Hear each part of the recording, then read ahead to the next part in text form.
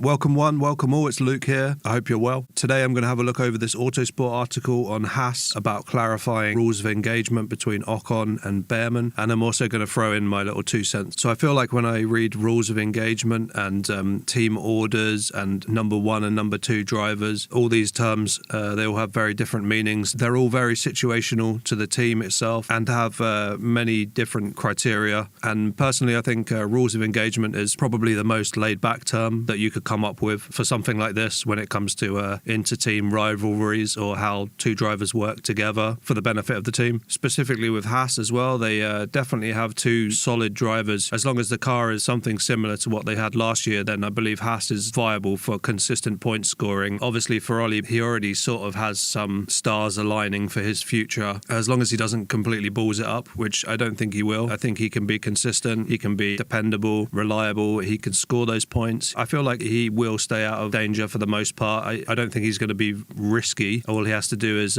beat Ocon from time to time. I don't even think he has to dominate Ocon. He's obviously got a lot of people believing in him that he could be, in the Ferrari in the future.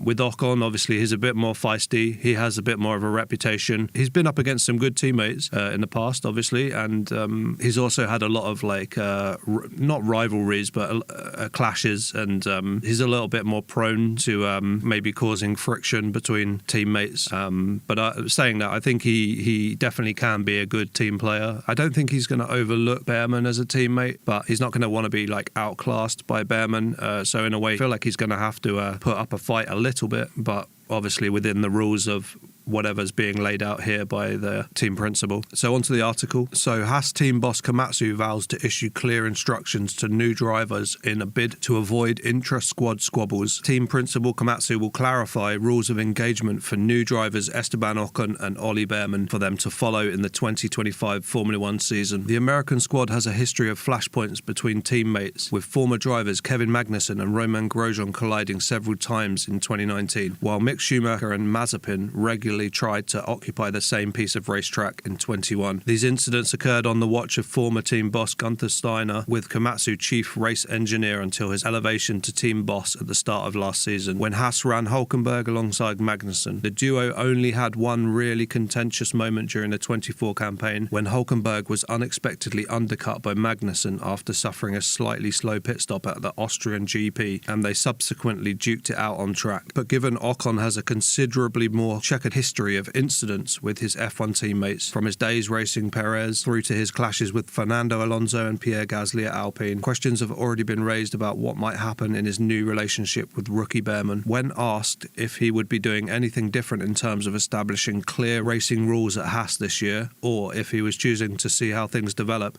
Komatsu, who pushed hard to secure Ocon's service in 25, replied, "No, rules of engagement has to be totally clear from day one, so that will be clarified before the first race. I don't expect any teammate contacts, DNFs, because of that. But it's good. Look at last year. Kevin is a hard racer, and then Kevin and Nico. The closest we came to an issue, which didn't become an issue, was Austria, but that's partly because we operated in a not perfect manner in terms of pit stop timings. We didn't help ourselves. So as a team, we shouldn't be creating those messes, but also with the understanding of each other as teammates, the rules of engagement would be perfectly clear." Komatsu also said he was not looking back to completely different eras and dynamics of drivers when it comes to setting out how he wants his squad's new drivers to operate in 2025. You look at how we operated last year and then how we can improve as a team. What we did good last year, what we could have improved last year, and then take that learning for this year. And with Esteban and Ollie, these two are very, very good drivers. They've both got a lot more to prove. But it's funny about Ollie being a rookie. I don't treat him as a rookie. With these young engineers as well,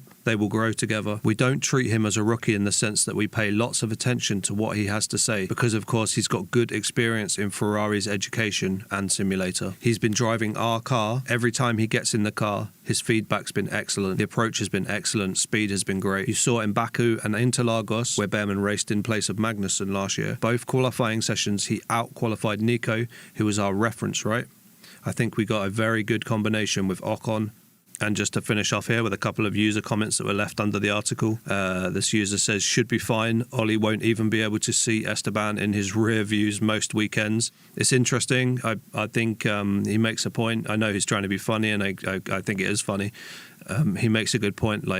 Ollie personally I think definitely has a higher peak than Ocon ever has or ever will. I wonder if it's like an age thing. I know Ocon has been around for a long time and he's a bit older. Maybe he's not quite as like top speed quick when you need those like young man's reflexes that I do believe Ollie has.